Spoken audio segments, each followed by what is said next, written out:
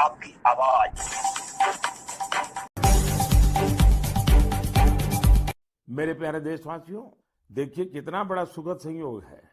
आज मुझे 75वीं मन की बात करने का अवसर, और यही महीना आजादी के 75 साल के अमृत महोत्सव के आरंभ का महीना। अमृत महोत्सव दांडी यात्रा के दिन से शुरू हुआ था और 15 अगस्त 2023 तक चलेगा। अमृत महोत्सव से जुड़े कार्यक्रम पूरे देश में लगातार हो रहे हैं। अलग अलग जगहों से इन कार्यक्रमों की तस्वीरें, जानकारियां लोग शेयर कर रहे हैं। नमो ऐप पर ऐसी ही कुछ तस्वीरों के साथ साथ झारखंड के नवीन ने मुझे एक संदेश भेजा है। उन्होंने लिखा है कि उन्होंने अमृत महोत्सव के कार्यक्रम देखे और तय किया कि वो भी स्वाधीनता संग्राम से जुड़े कम से कम 10 स्थानों पर जाएंगे। उनकी लिस्ट में पहला नाम भगवान बिरसा मुंडा के जन्मस्थान का है। नवीन ने लिखा है कि झारखंड के आदिवासी स्वतंत्रता सेनानियों की कहानियां वो देश के दूसरे हिस्सों में पहुंचाएंगे। भाई नवीन, आपकी इस सोच के लिए मैं आपको बधाई देता हूं।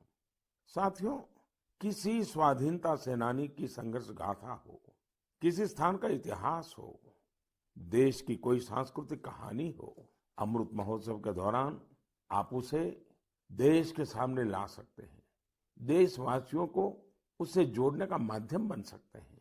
आप देखिएगा, देखते ही देखते अमृत महोत्सव ऐसे कितने ही प्रेरणादायी अमृत बिंदुओं से भर जाएगा और फिर ऐसी अमृत धारा बहेगी जो हमें भारत की आजादी के 100 वर्ष तक प्रेरणा देगी, देश को नई ऊंचाई पर ले जाएगी, कुछ न कुछ करने का जज्बा पैदा करेगी।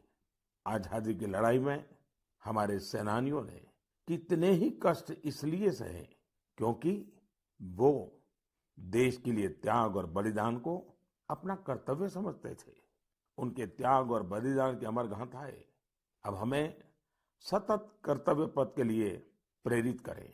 और जैसे गीता में भगवान कृष्ण ने कहा है, नियतम कुरु कर्म त्वम कर्म ज्यायो हकर्मणः, उसी भाव के साथ हम सब अपने नियत कर्तव्यों का पूरी निष्ठा से पालन करें।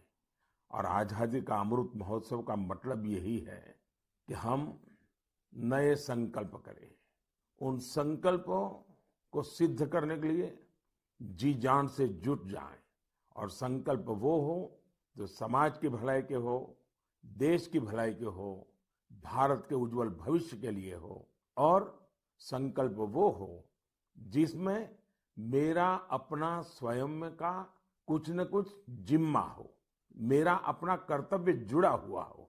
मुझे विश्वास है गीता को जीने का ये सुवर्ण अवसर हम लोगों के पास है।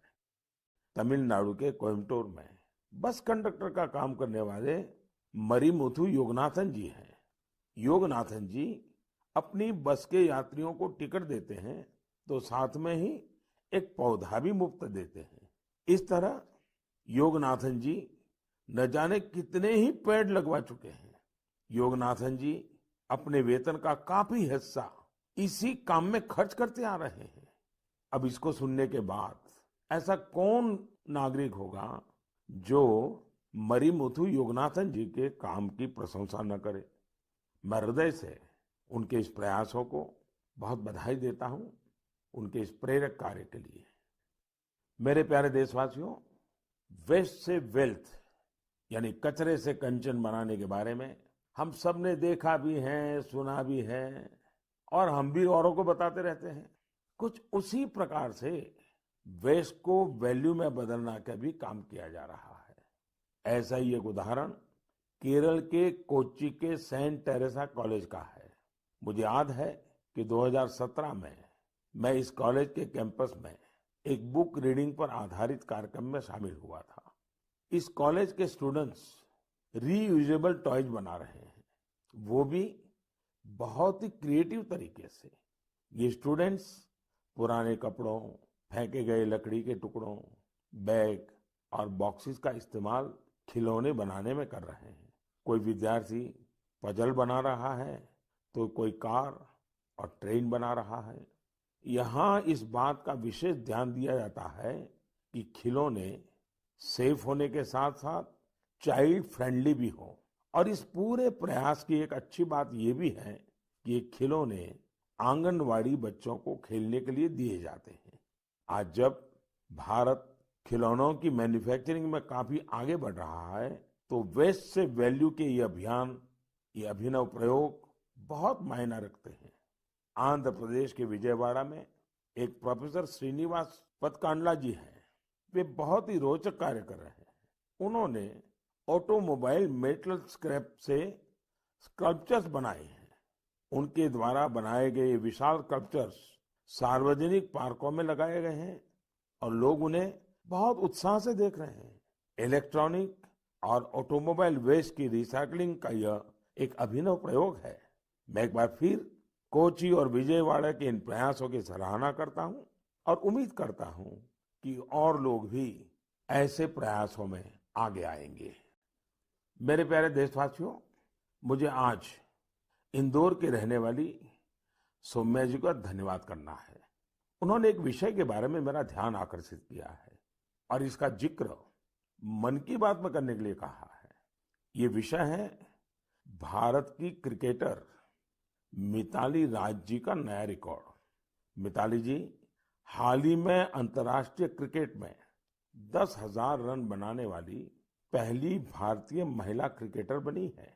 उनकी इस उपलब्धि पर बहुत बहुत बधाई। वनडे इंटरनेशनल्स में 7,000 रन बनाने वाली भी वो अकेली अंतर्राष्ट्रीय महिला खिलाड़ी है। महिला क्रिकेट के क्षेत्र में उनका योगदान बहुत शानदार है। 2 दशकों से ज्यादा के कैरियर में मिताली राज जी ने हजारों लाखों को प्रेरित किया है।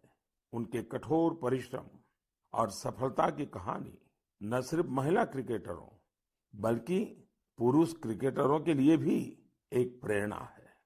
साथियों, ये दिलचस्प है, इसी मार्च महीने में जब हम महिला दिवस सेलिब्रेट कर रहे थे, तब कई महिला खिलाड़ियों ने मेडल्स और रिकॉर्ड्स अपने नाम किए हैं। दिल्ली में आयोजित शूटिंग में आईएसएसएफ वर्ल्ड कप में भारत शीर्ष स्थान पर रहा। गोल्ड मेडल की संख्या के मामले में भी भारत ने बाजी मारी। ये भारत के महिला और पुरुष निशानेबाजों के शानदार प्रदर्शन की वजह से ही संभव हो पाया। इस बीच पीवी सिंधु जी ने BWF Swiss open super 300 tournament में सिल्वर मेडल जीता है।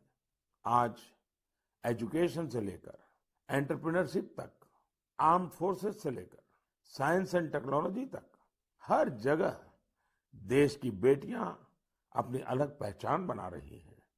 मुझे विशेष खुशी इस बात से है कि बेटियां खेलों में अपना एक नया मुकाम बना रही हैं। प्रोफेशनल चॉइस के रूप में स्पोर्ट्स एक पसंद बनकर उभर रहा है। Subscribe now and press the bell icon.